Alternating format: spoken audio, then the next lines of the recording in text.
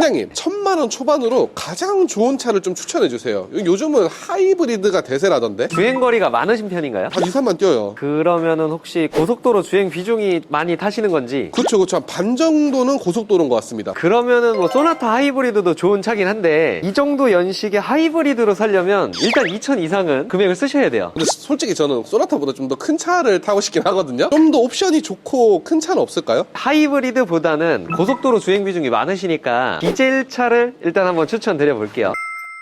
1000만 원 초반으로 보시면 디젤 세단 같은 경우에는 감가가 많이 돼서 이런 차를 1000만 원 초반에 보실 수 있습니다. 이거 K7 아니에요? 네, 맞아요. 차량 정보를 먼저 말씀드리면 이 차량이 16년형 16년 출고 차량이고요. 14만 3천 킬로 정도 주행한 차량입니다. 흰색의 썰루프도 있어서 20, 30대 남성분들이 좋아하실 만한 조건이라고 생각합니다. 이 차량의 감가가 얼마나 많이 됐냐면요. 신차가가 3,680만 원인데 판매가는 1,270만 원입니다. 2,400만 원 정도 감가가 된 거고요. 감가율로 따지면 잔존 가치는 35% 정도 된다고 보시면 돼요. 디젤 차를 구매했다가 되팔면 너무 손해를 보진 않을까요? 디젤 차가 가격이 많이 떨어지고 인기가 많이 떨어지고 있는 추세라서 가격은 떨어질 수 있죠. 하지만 지금 현재 이 차량이 1000 초반인데 2, 3년 됐다고 이런 차량들이 갑자기 500만 원이 되진 않잖아요. 어느 정도 감가는 있지만 그렇게 막 헉소리 날 만큼 감가가 되진 않을 겁니다. 그럼 요즘에도 디젤 차를 사도 된다고 생각을 하시는 거네요? 그렇긴 한데 전제 조건이 좀 붙어요. 서울에서 단거리 출퇴근하시는 시내 주행만 하시는 분들에게는 절대 추천드리진 않고요. 지방에서 장거리 출퇴근을 하시는 분들에게는 추천을 드립니다. 디젤 차를 보게 되면 배출가스 저감 장치가 많이 달려 있는데요. 디젤의 시스템 중 하나인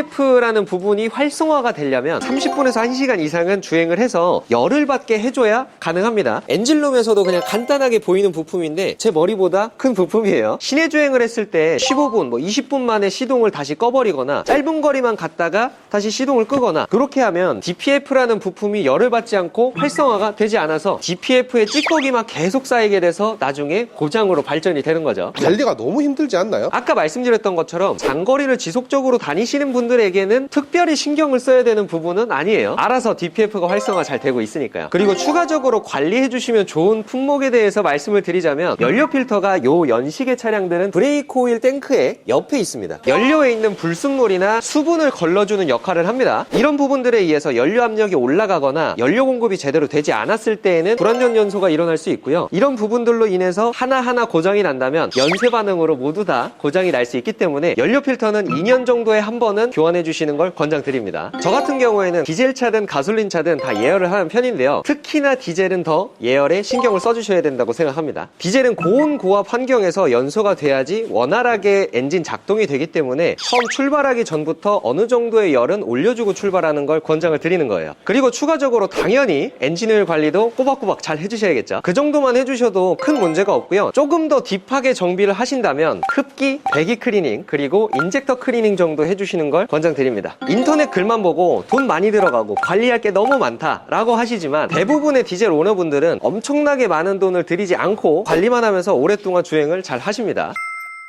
디젤 차는 막 환경 규제니 막 해가지고 나중에 진짜 규제 때문에 다시 못 파는 상황이 생길까봐 좀 무섭기는 해요. 2035년부터 서울의 내연기관이 운행이 금지된다, 출입이 제한된다 라는 내용이 있는데요. 아직 10년 정도가 남은 상태고요. 이 차량이 아까 16년도 출고라고 말씀드렸잖아요. 이미 8년 정도 된 차량인데 10년 정도 더 지나게 되면 차량 교체나 폐차를 많이 생각을 하시죠. 운행 제한 때문에 이 차량을 판매를 못할 경우는 없다라고 생각을 하고요. 아마 그 전에 폐차가 될 거예요. 그리고 2035년에 도달했을 때에도 실제로 내연기관이 출입 가능하지 않을까라고 생각을 하고요. 왜 그러냐면 아직도 신차로 내연기관이 많이 출고가 되고 있기 때문에 이런 차량들을 서울로 다 출입을 시키지 못한다면 안 될 것 같은데요?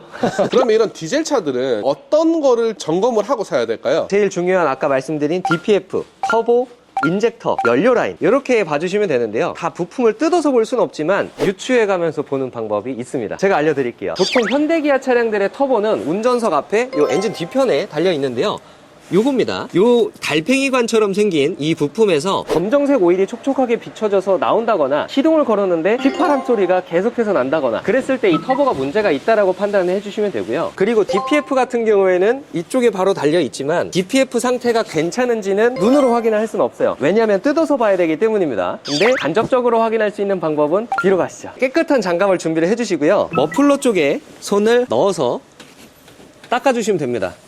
이렇게 봤을 때 연식이나 키로수를 감안해서 너무 지저분해 보인다면, 잼처럼 막 떠진다면 DPF에 문제가 있을 가능성이 상당히 높기 때문에 이런 차량들은 조심해 주시는 게 좋겠죠. 지금도 까맣게 나오는데 이 정도면 괜찮은 거예요? 아예 차량에 있어서 매연이 하나도 안 나오진 않기 때문에 이 정도의 오염도는 양호한 편이다라고 생각해 주시면 돼요. 고압 펌프랑 흡기 매니폴드는 여기 앞에 달려 있습니다. 여기 보시면 이 앞쪽에 이렇게 볼록 튀어나와 있는 게 고압 펌프입니다. 이쪽 연료 라인들에서 혹시나 촉촉하게 경유가 막 새어나오진 않는지, 시동을 걸었을 때 고주파 소음이 나진 않는지 확인을 해주시면 되고요. 그리고 이 차량은 여기 보니까 흡기 매니폴드가 조금 깨끗해 보여요. 그리고 연결 부위나 이런 걸 볼트를 봤을 때에도 풀린 흔적이 있거든요. 배기가스 재순환 장치인 EGR도 깨끗해 보이는 걸로 봐서는 흡기 클리닝이나 교체까지도 이루어졌다라고 볼 수가 있을 것 같아요.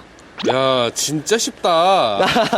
그리고 연료 라인에서 한 가지 더 보실 게 있는데요. 여기 보시면 인젝터가 하나, 둘, 셋, 넷, 4기통이기 때문에 4개가 있는데요. 시동을 걸었을 때 압력밥솥에서 김이 새어나오는 것처럼 이런 식으로 소리가 난다면 인젝터의 상태가 좋지 않거나 동화셔가 문제가 있을 수 있기 때문에 이것 또한 바로 또 수리비가 들어갈 수 있겠죠. 확인 꼭 해주셔야 됩니다. 디젤차 같은 경우는 연비가 하이브리드에 비해서도 괜찮은 편인가, 경쟁력이 있나요? 저는 경쟁력이 있다고 생각을 하고요. 하이브리드는 시내 주행을 많이 했을 때 이점이 많이 나온다고 말씀드렸잖아요. 디젤은 장거리, 고속도로 주행의 제왕이라고 보시면 됩니다. 이 차량 기준으로 중대형 세단임에도 불구하고 시내 주행을 달려도 10km는 조금 넘게 나오고요. 고속도로로 간다면 최소 10 후반, 잘 달리면 20까지도 나오는 연비를 보여주고 있는 거예요. 물론 복합적으로 보면 하이브리드 연비가 더 좋지만 유류비를 또 살펴보면 휘발유는 디젤 대비 200원 정도가 더 비싸기 때문에 디젤도 경쟁력이 있다고 생각합니다.